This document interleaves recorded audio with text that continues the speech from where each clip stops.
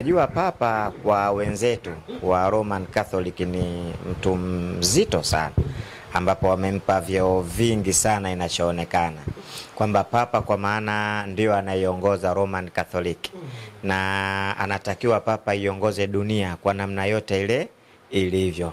Kwa hiyo mapapa hawa ni walikuwa wengi sana, kila akifa anachaguliwa huyu, anatoka huyu, anachaguliwa kwa lengo kuikamata. Lengo kubwa na Papa ni Roman Catholic kuikamata dunia, kwamba wanakuwa na kiongozi mmoja tu ambaye ndio Papa. Wenyewe wanamuita nani?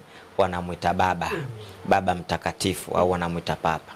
Lakini kiukweli ni makosa makubwa sana kumuita Papa kwa maana baba, kama vile anafanywa kama vile ndio Mungu katika dunia. Ukisoma kitabu cha Mathayo 23:9, Yesu anasema wala msimwite mtu yoyote baba duniani, hakuna aliye baba yenu, ni mmoja naye ndiye Mungu. Maneno hayo anasema Yesu katika Mathayo 23:9.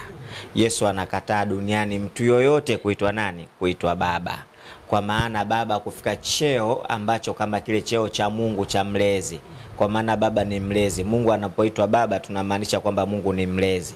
Haimaanishi kwamba Mungu alikaa na mama zetu, hapana. Ni mlezi kwa sababu anatulea. Kwa cheo hiki Yesu alikakataa, akisema mtu yote msimuite baba duniani, hakuna baba yenu isipokuwa mmoja naye ndiye Mungu. Wataona watu kama nadanganya, mtu usome kidogo maana tuingie kwenye maandiko, sifike mahala nikaonekana kama vile Sheshafi, mbona unazungumza vitu ambavyo havipo katika mstari. Na mimi huwa sipendi kuzungumza vitu ambavyo havipo kwenye mstari. Nataka tuzungumze kitu ambacho hii hapa Mathayo 23:9. Anakuambia wala msimwite mtu baba duniani, maana baba yenu ni mmoja aliye wa mbinguni. Maana najifunza kitu kwamba msimwite mtu baba duniani, baba yenu ni mmoja aliye mbinguni. Kwa maana ubaba unaokusudiwa hapa ni kile kumtukuza, kwamba huyu ni baba mtakatifu. Maana huyu ni baba mtakatifu. Biblia Yesu kalikataza hilo jambo, kusema huyu ni baba mtakatifu, kwa maana anatuambia msimwite mtu yoyote baba duniani. Baba yenu ni mmoja ambaye ndiye naye Mungu, kwa maana ya ulezi. Sasa Wakristo wanapomwita Papa wanamtukuza sana kiasi ambacho unaweza kusema kwamba huyu ndo kaiumba dunia. Wewe hujaona namna wanavomtukuza yule Papa? Yaani inaonekana kabisa anapotamka jambo tu yeye hakuna mtu yoyote wa kulipinga hilo jambo, ndio sheria. Na ana uwezo wa kusema chochote katika Ukristo na kikakubalika kwenye Roman Catholic bila mtu yoyote kukipinga. Kuna mahala mapapa walifika mahala wakasema ndoa za jinsia moja, kama unakumbuka kwamba ndoa za jinsia moja zipo, hakuna mtu aliyenyanyua sauti akafanyaje akapinga. Kwa hiyo ni kitendo ambacho mtu ambaye ametengenezwa kuonekana yeye ni mtakatifu zaidi kuliko mtu yoyote, na ndio maana akapewa cheo cha baba, kwa maana Papa kwa maana ya baba. Na mara nyingi sana ukitazama zile kofia zao unakuta 666, sio hivyo? Vicarious Filii, kwa maana 666, kwa maana atakuja kuitengeneza dunia na atakuja kufanya mipango kuiongoza dunia, na dunia itakuwa inaongozwa kwa namba 666. Yaani dunia itaongozwa hivyo kwa maana 666. Kwa nini uwe mfumo wa 66? Utakuwa mfumo wa 66, utarudi kidogo katika historia. Utarudi katika mji wa Babeli. Walikuwa na mungu anaitwa Nimrodi au Tamuzi.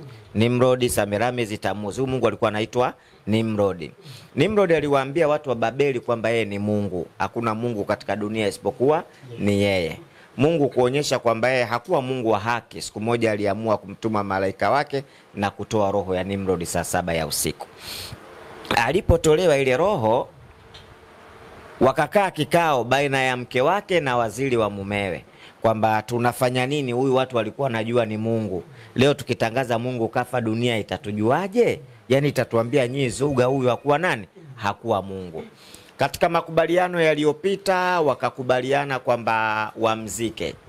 Wakishamzika, Semiramis akasema watu wakioje wanataka kumwabudia Mungu wao itakuwaje? wakasema kwamba utasema Mungu amefanya safari kwenda katika jua, kwamba Mungu atakuwa ametawanyika na mionzi ya jua, ameenda kulitembelea jua. Kweli baada ya muda kadhaa walipofanya lile tukio, watu wakahoji, tunataka kufanya ibada ya Mungu wetu, tutampataje Mungu wetu? Akamwambia, Mungu wenu amefanya safari kwenda katika jua.